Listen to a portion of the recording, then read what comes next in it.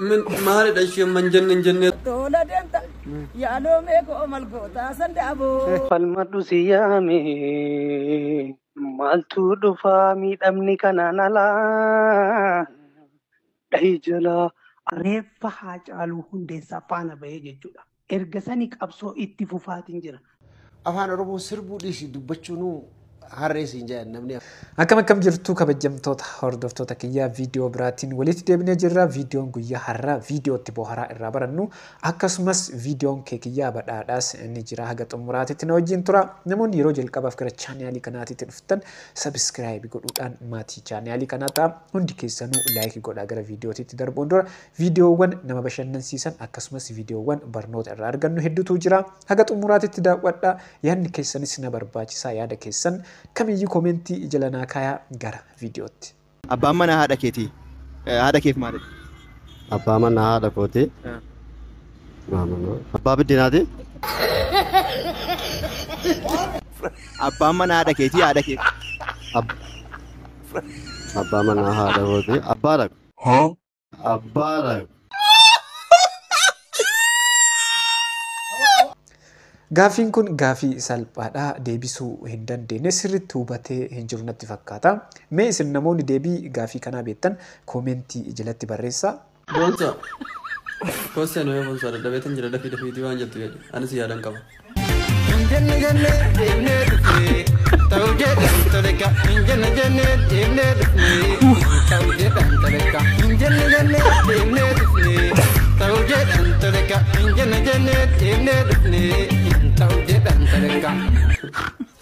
من مارد أشياء من جنة سمال أشياء نانقل بيه بنات يفهموا جنشي وقع ناصر الدين جنة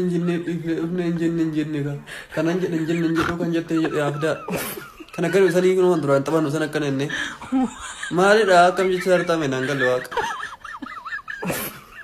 إيش سبايرا ناصر داتو أما أنا فاهم كيا شيء لفنا تاتو فاهم رومو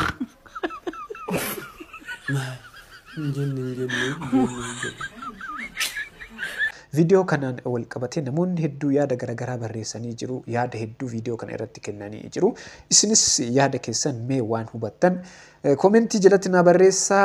Yaada namoonni barreessan komentii isaan barreessan keessaa muraasa isiniif dubbisa. Mucaa sirbaa jiru miti kan kolfaan garaa ana dhukkubse siifi intala dhakaa fakkaattee dhaabbatte san malee jedha. Yaada hedduutu viidiyoo kana irratti barraa'ee jira. Namoonni hedduu yaada hedduu kennanii jiru. Isaan keessaa muraasa isiniif dubbisaa jira irra darbaa. Dirqama akka sii galutti hojjechuu qaba mooree jedha. Sirriidha. Sirba yeroo hojjannu akka namaaf galutti sirba dhaamsa sirba ergaa qabu hojjechuu qabna malee waanuma argine walitti finnee hojjechuun sirrii miti. Tola demta yaaloo meekoo omal gootaa sandaaboo yaaloo meekoo wargaa toona beelta aalanaa amal gootaa makaagoo ijoolletti iji beekamaa keessa yaa hiriyaa koo gommaaf diima keessa yaanni keessan gubee naa bobeessa yaa rabbii koo yoo waliin nu geessa gaafa waliin nu ga'uu kutatu.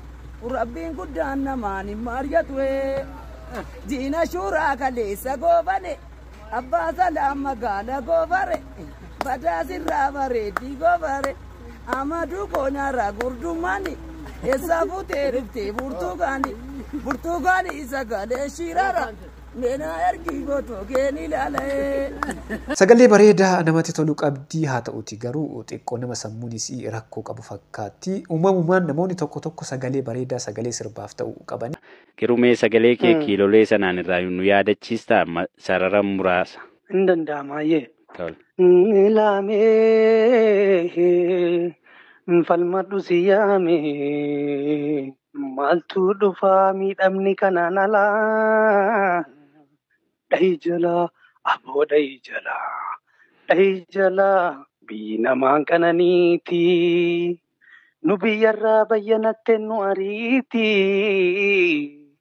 Oromoos bakka hin bu'u Ni ajjeesu sablammii irra du'u. Keekiyyaa badhaadhaa dhahi jala sirbi isaa kun ilaalcha namoota hedduu harkisee jira.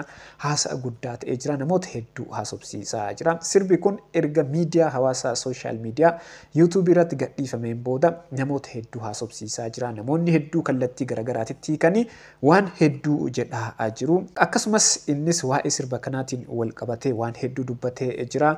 Hiikaa sirba kanas dubbatee jira. Mee maal akka inni jedhe afaanuma isaa irraa haa dhageeffannu. Dhahi jalaa kan jiru irratti loqoda naannoo garaagaraatitti naannoo Oromiyaatitti loqoda iddoo garaagaraatitti hiika adda addaatti ilaalamuu danda'a. Garuu naanna'ee akkuma tokkotti hiikama. Waan hin taane tokkodha. Waan hin taane tokko abdii irraa muri kun kana booda faayidaa takka illee hin qabu siin ta'a.